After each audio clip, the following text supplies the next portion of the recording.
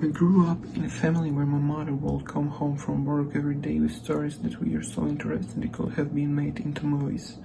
So this isn't just content for the sake of use, it's real experience that I'm trying to convey. The goal is for you to recognize yourself and not repeat other people's mistakes. And of course all companies' names and addresses are fictional. I knew something was off the moment Karina smiled at the funeral. She wasn't grieving. Not really. Not in the way people do when they lose the man who built their family. She was glowing, like she was announcing a pregnancy or cutting the ribbon at a grand opening. Dad's coffin hadn't even been lowered, and there she was, brushing invisible lint off her black silk dress, murmuring to the funeral director like they were coordinating a seating chart. My mother sat frozen beside me, a handkerchief clutched in her lap, lips trembling. My brother Julian was pacing near the floral arch, red-eyed, but not from grief, more like anxiety. And me? I just watched. 12 years I'd worked behind the scenes at Bexley Mineral Holdings. 12 years of triple-checking filings, tracking share distributions, sitting through trust revisions at Dad's request. No one noticed. Not Julian, not Karina. Especially not Karina. Because in her mind, I was just the other Bexley sibling. The unmarried one. The quiet one. The one who'd stayed local while everyone else moved up. That's what she said at dinner once, moved up as if loyalty was a flaw. Quick pause before we get deeper into the story. If you're listening and find yourself hooked already, hit that subscribe button and give the video a like. It takes 2 seconds, and it really motivates the team behind these stories. Seriously, thank you. Anyway, Karina's clause came out the moment Dad's oncologist said palliative. Suddenly, she was booking Zoom meetings with our corporate attorney, requesting access to board records, reviewing the corporate charter like she was the damn general counsel. Julian didn't stop her, of course not. She made him feel powerful, like he was the next chapter of Bexley Holdings. And maybe, for a moment, he was convinced he earned it. But Dad wasn't stupid, not even while dying. A month before he passed, he called me into his study. Just the two of us, like when I was a kid. Same whiskey bottle on the corner of his desk, same dust on the window panes. He asked if I still had access to the registrar files. I told him yes. He nodded and slid an envelope across the table. "Don't open it," he said. "Not yet. But when she shows her hand, I want you ready." I knew who he meant. I didn't ask questions. I just took the envelope and left. Put it in my glove box behind the insurance cards and a half-used Starbucks gift card. And then I waited. So when Karina raised that crystal flute at the reception, yes, reception, because of course she organized a post-funeral event with catered tapas and signature cocktails, and smiled that rehearsed, fake deep smile, I knew it was time. She tapped the microphone with manicured nails and said, "Thank you all for coming to honor a great man, a visionary. And today, I'm honored to share his final wishes." I watched from the far corner of the room, standing just behind the grand piano. My mother looked confused. Julian looked nauseous. The room quieted. Per my father-in-law's directive, Karina continued, "My husband Julian will be assuming full executive control of Bexley Mineral Holdings and all subsidiary operations, including asset management of the $580 million trust." Dad wanted Julian to lead us into the future. There was applause. Actual applause. And gasps. My uncle raised an eyebrow. The CFO's wife clutched her pearls. Even a local reporter standing near the exit typed something into her phone. I didn't flinch. Because I had the envelope. Because I'd seen the original trust. Because I'd filed the 2022 codicil myself and had the county clerk's time-stamped receipt to prove it. Because what Karina had just done, what she thought was her victory lap, was the exact thing that Clause 17.3 was designed to catch. She thought she'd won. And I knew then, while the champagne flowed and the vultures circled, that the last move still belonged to me. The room froze, but Karina kept smiling. Like she'd just announced the gender of her baby or secured her place on the Forbes list. My cousin dropped his champagne flute. The clink echoed against the marble floor like a gavel. Aunt Doreen's hand shot up to her chest. And Julian? He looked like a man who had just been knighted. Nodded stiffly, like he was overwhelmed with honor. Karina reached for his hand and gave it a quick squeeze, then turned back to the crowd like it was a gala. She really thought she nailed it. What got me wasn't the announcement, it was the confidence. The way she pulled it off like she was unveiling a brand redesign. She even said it with that fake humility she uses in boardrooms, all breathy like she's just barely holding in tears. Dad's final wishes. As if she was the appointed messenger of a dying king. Never mind that she hadn't been in the hospital room during his final week. Never mind that she got his birthday wrong in the family tribute video. Never mind that she referred to his favorite fly rod as his golf stick at the wake. People clapped. I watched their faces. Some were confused, some relieved, some opportunistic. The vultures always show up when money is mentioned. You'd think death would dampen it. But if anything, it accelerates the greed. Even my mother turned her head toward me, eyebrows raised, mouth slightly open like she wasn't sure if she missed something or misheard. I gave her a barely perceptible shake of my head. No, this wasn't real. This wasn't official. Because I'd seen the official. I'd held the documents. I'd been the one to refile the trust structure after the 2018 acquisition of Halley Sand and Gravel. I was the one Dad called when the lawyers tried to sneak in a joint tenancy clause that would have diluted our voting power. I was the one who added clause 17.3 after Dad said, and I quote, "If that woman so much as tries to host a press conference before my ashes are cold, I want her locked out so fast she chokes on the air." He wasn't cruel. He was just exhausted. Exhausted by watching her rehearse sincerity and treat the company like a stepping stone. He once told me Karina had the instincts of a hawk and the loyalty of a hyena. But Julian? Julian saw a goddess. A woman who made him feel less like the soft air he was and more like a legacy. There was a pause in the room. A tension, like everyone was waiting for a second announcement, while reading a slideshow. But Karina just smiled, lifted her glass again, and said, "To the future of Bexley." I raised my own glass too, but didn't drink. She'd spoken too soon. That was her mistake. Her need for the spotlight, for optics, for control, it blinded her. If she'd waited, if she'd held her tongue until the board voted, until the transfers were complete, until the ink dried, maybe she could have pulled it off. But by jumping the gun, she triggered the one clause she never knew existed. And I wasn't going to warn her. Let her celebrate. Let her upload that speech to LinkedIn with the caption, "Honored to help lead Bexley's next chapter." Let the headlines roll. Let the fake congratulatory texts pour in. Because tomorrow morning, I was meeting with the estate executor. And Karina's party would be over. I sat in the parking lot for a full minute before opening the glove box.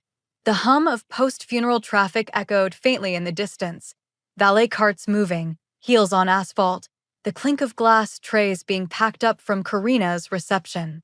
A whole orchestra of closure for a man who hadn't even been gone a week. I stared at the small yellow envelope resting beneath, my expired vehicle registration, and a pack of gum I'd meant to throw out 6 months ago. My hands didn't shake as I pulled it out. I'd been waiting for this moment, almost hoping for it. The codicil was short, just 2 pages. Dad's handwriting neat but forceful. The ink pressure alone made it feel like a verdict. Notarized. Stamped. Filed with the county clerk under a private docket number only he and I knew. I kept the receipt in my purse. One of the few things I carried with me every day, like a quiet insurance policy against exactly the kind of move Karina had just made. It was simple. The main clause reaffirmed Dad's intention that Bexley's controlling interest, specifically the 51% voting block held in the trust, would not pass by bloodline or default. It would pass by judgment. And the judgment wasn't his alone. It was built into behavior. One condition: verification of intent. It sounded vague, corporate, even gentle, but I knew what it meant. I helped draft the language with our firm's estate attorney after Dad's second round of chemo. He was tired, clear-eyed, and for once, unfiltered. "She's going to think she's outmaneuvered everyone," he said, sipping whiskey from the same glass he'd used since the 80s. "She'll call it modernizing. But really, she just wants control before anyone can stop her." So we built a clause no one could dodge. Not with charm. Not with applause. If any individual presumed control of the company or its assets before board ratification, verbally, publicly, or through written declaration, it would automatically trigger a 90-day hold on all transfers. During that period, the voting trustee could assume interim control. The trustee, per the document, was me. Julian was mentioned, but only once and only as non-voting beneficiary. Karina wasn't mentioned at all. I stared at the sentence again and again. In the event of unauthorized preemption of company control, the designated trustee, Rebecca Elaine Bexley, shall assume full administrative and voting authority pending review and reinstatement or reassignment. She had no idea what she'd triggered with that mic grab. She thought it was a coronation. What she didn't know, what Julian didn't know, was that Dad hadn't left the crown in the open. He'd buried it under procedural landmines. And she'd stepped on one in stilettos. I slid the envelope back inside a new folder labeled Estate, Enforcement, and clipped it shut. Locked it in the center console. Tomorrow, I'd be walking into Judge Fairbank's office, not as a grieving daughter, not as a background sibling, but as the appointed trustee of a $500 million empire. And Karina? She'd be waking up to a calendar full of board meetings she no longer had the right to attend. Clause 17.3 wasn't flashy. It wasn't bolded or underlined or nestled in some ceremonial paragraph dripping with legacy language. It was buried in Appendix D, Section 6, halfway down a page most people would have skimmed. Legal language so dry it could put an insomniac in a coma. But Dad knew where to hide things. That was his genius. He never announced his moves. He just left them like snares under fallen leaves. And Karina? She sprinted straight into one in front of 200 people and a live-streamed reception feed. The clause read plainly, any family member or affiliate who makes a public declaration of control, succession, or ownership of Bexley Mineral Holdings or its associated assets prior to formal board ratification shall be considered in breach of governance protocol. Said breach triggers an immediate 90-day freeze on all related asset transfers, voting rights, and corporate decision-making roles, pending full trustee review. Legal handcuffs. Locked and notarized. Triggered not by intention, but by behavior. Karina's speech, word for word, checked every box. She hadn't just violated decorum, she violated policy. That cheap little toast with the flute and the smile? It was an accidental confession. And the second she said full control, I didn't hear applause, I heard the snap of a mousetrap. Precise. Instant. Final. She thought she was staging a performance. What she was actually doing was entering herself as Exhibit A in her own disqualification. I remembered the day Dad added it.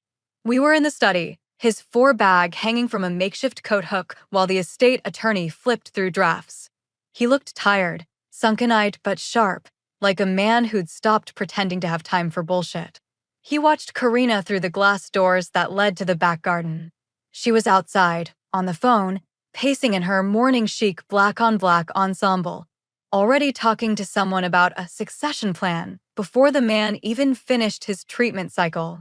I want her to bury herself, he said. Don't block her. Just build the hole. If she's who I think she is, she'll jump in on her own. I asked him if he was sure. He nodded. She wants applause more than control. And that'll be her undoing. At the time, it sounded paranoid. But he wasn't wrong. Clause 17.3 was his insurance against flattery, ambition, and performance. And more importantly, it wasn't discretionary. It didn't require interpretation. It didn't need a court's opinion or a board's consensus. It was automatic. A sensor-triggered lockout written in ink and filed in triplicate. And now it was active. By Monday morning, our legal team would have the transcript of Karina's speech, the video timestamp, and the guest list. Her words, her timing, the location, it all counted. A public event. A declaration of succession. A direct violation. I didn't have to argue. I didn't have to raise my voice. All I had to do was submit the form, which meant Karina and Julian wouldn't just be blocked from control, they'd be suspended from participating in any transfer decisions at all. Frozen out of the boardroom. Barred from approving disbursements, negotiating contracts, or even accessing financial data. And that's what made it beautiful. She'd walk into Monday thinking she was holding the keys to the kingdom. Instead, she'd be escorted to the lobby while I took her seat at the table. And she wouldn't even understand why until it was too late. Dad didn't die paranoid. He died prepared. Judge Fairbanks' office smelled like cedar and ink and something faintly medicinal, like a courtroom wrapped in antiseptic. It had been less than 24 hours since Karina's grand speech, and already the world was tilting back toward gravity. I sat across from him, the sealed codicil folder in my lap, a printed transcript of Karina's announcement tucked inside with a time-stamped USB drive. Everything documented. Everything quiet. He didn't offer coffee. He didn't ask how I was holding up. He just motioned for the envelope and unfolded his reading glasses like a surgeon preparing for a steady incision. No theatrics. No raised eyebrows. Just the rhythm of a man used to cleaning up rich people's messes. When he got to the line with my name, Rebecca Elaine Bexley, trustee of controlling shares, he paused. Then flipped back to the top of the page and read it again, slower. The room was quiet except for the tick of the old brass clock above his bookshelf. I didn't interrupt. I knew what I'd brought him, and I knew what he was about to say. She walked right into it, he muttered, almost to himself. I nodded once. Didn't even have to push. He leaned back, folded his hands on the desk, and exhaled like he'd just finished a chess match he didn't know he'd been playing.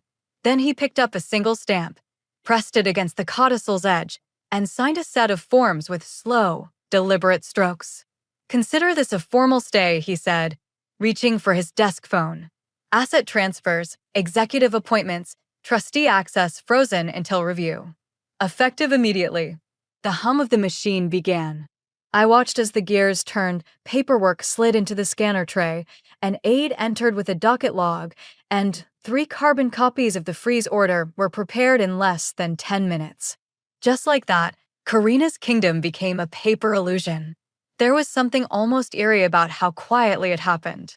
No fireworks. No shouting. Just a judge in a brown suit, signing a few lines that turned a $500 million inheritance into a suspended animation pod. Her name was on nothing. Julian's title meant nothing. And if they tried to push forward, they'd trigger a contempt hearing. Judge Fairbanks looked up at me one last time as the aide left with the documents. Your father was 10 moves ahead. You know that, right? I nodded. He didn't trust her. Not after the chemo started. She smelled blood in the water before he even got the diagnosis. He sighed. And yet she still walked into the trap. She must have thought no one else was watching. She thought I was irrelevant, I said. Fairbanks cracked the faintest smile. Then she's about to learn what irrelevance looks like when it's holding the gavel. I stood, collected my folder, and thanked him. As I walked out of the courthouse and into the crisp morning air, I didn't feel triumphant. I felt clean. Cold, maybe, but clean. Like something had finally been corrected. Outside, my phone buzzed with a text from Julian. What the hell are you doing? Karina's freaking out. You blindsiding us? I didn't respond. I didn't owe them an explanation. They'd made their move. I had simply activated the board they stepped onto. And now the rules were in effect. By sundown, Karina would learn she couldn't move a dollar, call a vote, or even sign a single company check without triggering protocol alarms. Dad didn't leave behind a mess. He left behind a mechanism. The freeze orders went through just after 2 p.m., right between the delivery of Karina's afternoon espresso and her second attempt to reschedule the Monday board meeting. I imagined the look on her face when she saw the rejection notice. Access to this account is temporarily suspended pending legal review. No explanation, no override, no back-channel favors. Just silence. And then the panic.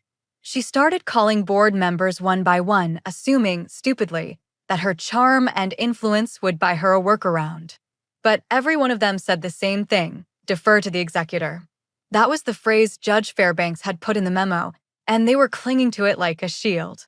Even her favorite, Paul Renshaw, who once practically drooled over her at a charity auction, texted her, sorry, can't touch this. Legal hold. By 3, she was texting Julian in full caps. Julian, in turn, started texting me. What the hell is going on? Is this you? Why won't you answer? She's losing it, Becca. I didn't answer, because that's when my phone lit up with a different kind of notification, one I hadn't seen in months. Secure Vault message, one new voicemail from Dad, recorded September 13th. I stared at it. For a second, I thought it was a glitch. Then I remembered. Dad had asked me to set up a legacy file in our firm's internal secure drive last fall. I'd assumed it was for tax documents or updated trustee forms, nothing more. He didn't explain what he recorded, just uploaded a few files, encrypted them under his personal key, and asked me to lock the release conditions. One of them? Activation of a stay order under Clause 17.3. I hit play. His voice filled the room. Hi there. If you're listening to this, someone jumped the gun. Pause. A breath. I didn't choose my successor based on volume or presence or last name. I chose based on silence. On watching. On someone who understood what it means to protect legacy, not wear it like a designer jacket. He didn't say names. He didn't have to. Karina, if you're hearing this, stop. You've mistaken performance for power. And that mistake just cost you everything. My breath caught. It wasn't the words, it was the tone. Calm. Measured. Like he knew, like he planned for this exact unraveling. He continued. And Julian, I love you, but I won't reward passivity with authority. A man who needs his wife to do his talking isn't ready to lead a company that feeds 300 families. There was another pause. Then, Rebecca has the keys now. And if you're smart, you'll stop fighting her. The message ended. No dramatic music. No sign-off. Just a soft mechanical click, as if the tape had physically wound to its end. I sat there for a moment. Let it settle. Then I did the only thing I needed to do. Forwarded the message. To every board member. To Fairbanks. To the interim finance officer. And yes, to Karina and Julian. I didn't add a subject line. I didn't need to. Let the dead do the talking. 20 minutes later, Paul Renshaw replied to the thread. Understood. No further action will be taken without trustee approval. Karina didn't respond. Julian tried calling once. I let it ring out. For years, I'd been the silent sibling. The one who showed up early, left late, never complained, never bragged. I was wallpaper to them. Useful but invisible. But now my name was the one on the vault. And Dad had just spoken louder than any of us. The emergency board session was held in the old conference room at Bexley HQ, the one with the stained glass windows and the painting of Dad shaking hands with the governor back in 1998. Same long mahogany table, same leather chairs worn down by decades of tense negotiations and backdoor deals. But this time, no one was talking. No jokes, no elbow nudges. No clinks of coffee cups. Just silence. They were all there, Renshaw, Denning, Marla from finance, 2 of our independent directors, and the general counsel. Julian walked in first, jaw clenched so hard I could see the muscle twitch from across the table. He sat at Dad's old seat like he still had some claim to it. Karina walked in a step behind him, her hair perfect, her heels sharp, and her expression somewhere between Botox calm and total panic. I didn't sit. I stood at the head of the table and placed my laptop in front of me. Nobody asked questions. They all knew why we were there. Even the ones who had clapped during Karina's little coronation knew the applause had ended. I have one thing to play, I said. Then we can move forward. I tapped the space bar. The audio file launched. Dad's voice came through the speakers like it had been recorded yesterday, clean, calm, undeniable. If you're hearing this, someone announced succession prematurely. That means they failed my final test. Julian's eyes flicked toward me. Karina didn't move. My controlling interest belongs, Dad continued, to the one who didn't need to grandstand. The one who understood timing. Legacy. Restraint. He paused just long enough to let the silence burn. You don't earn Bexley by claiming it. You earn it by protecting it when no one else is watching. Then a soft click. And the room was still. No one spoke. Not even the general counsel, who usually couldn't shut up about procedural order. Julian's face drained of color like a man realizing he'd brought a water pistol to a courtroom. Karina, always so articulate, so ready with a PowerPoint or a legal retort, stood there like a mannequin, mouth slightly open, eyes unblinking. Renshaw cleared his throat. Well, that seems definitive. The general counsel adjusted his glasses. It's an evidentiary statement, pre-authorized under the trust and governance protocols. Combined with the codicil and clause 17.3, there's no ambiguity here. Denning added, the chairman himself defined the succession parameters. No board override necessary. I didn't gloat. I didn't smirk. I just sat down, finally, and opened my folder. Effective immediately, I said, voting control is transferred to the trustee. Me. Interim executive actions will be overseen by the existing operations team. Julian may retain his current title until further review, but no authority beyond it. Financial decisions, access approvals, and strategic planning will route through me. Karina looked like she might say something. She opened her mouth, inhaled, then stopped. Because what could she say? It wasn't just me saying it. It was Dad, in his own voice, in his own words, delivered to the board he'd handpicked. She couldn't fight it. She couldn't outmaneuver it. She couldn't PR spin her way past a dead man's voice. Julian shifted in his seat, looking everywhere but at me. I almost felt bad for him. Almost. But then I remembered the look on his face when she made that announcement, how proud he looked. How certain. He let her speak for him. And Dad had made his position very clear. The meeting ended without a vote. There was nothing left to debate. The board stood, one by one, and gave me small nods. A few even shook my hand. Julian stayed seated, staring at the table like it might offer him a different reality. Karina followed me with her eyes the whole way out, but didn't say a word. The illusion had shattered. And the voice that broke it was the one they never thought would matter again. They updated the official register by noon the next day.